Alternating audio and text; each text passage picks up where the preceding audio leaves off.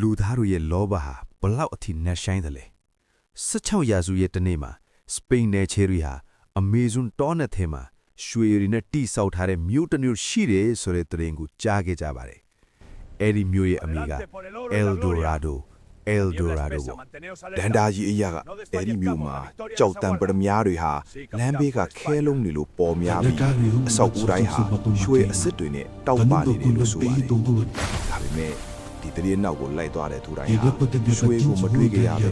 တေးချင်းတရားနဲ့ပဲရင်ဆိုင်ခဲ့ကြရပါတယ်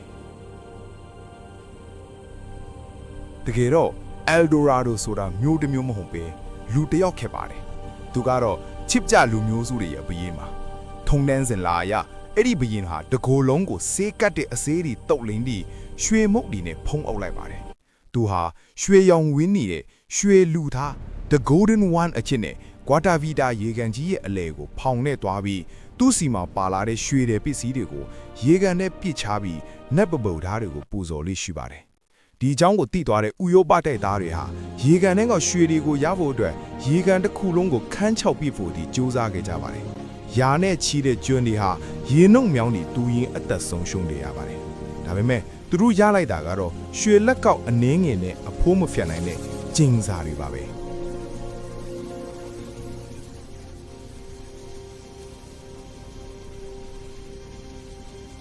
နာမည်ကျော် British စွန်းစားသူ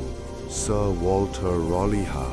ဒီမျိုးကိုရှာရင်သူ့ရဲ့သားဖြစ်သူကိုဆုံးရှုံးခဲ့ရတယ်လို့နောက်ဆုံးမှာတော့သူကိုယ်တိုင်လည်းကုသမြချင်းခံခဲ့ရပါတယ်။အမေဇုံတော်နတ်ကြီးဟာသူ့ရဲ့လွှဲဝက်ချက်ကိုအလွဲတကူအဖြတ်မခံခဲ့ပါဘူး။ယနေ့ခေတ်သိပ္ပံပညာရှင်တွေကဂျိုဒုဓာတ်ပုံတွေနဲ့ရှာဖွေကြည့်တဲ့အခါမှာတော့အမေဇုံတော်နတ်ရဲ့အောက်ခြေမှာရှေးဟောင်းမြို့တော်ရဲ့အပြတ်စီးတွေကိုတွေ့ရှိခဲ့ရပါတယ်။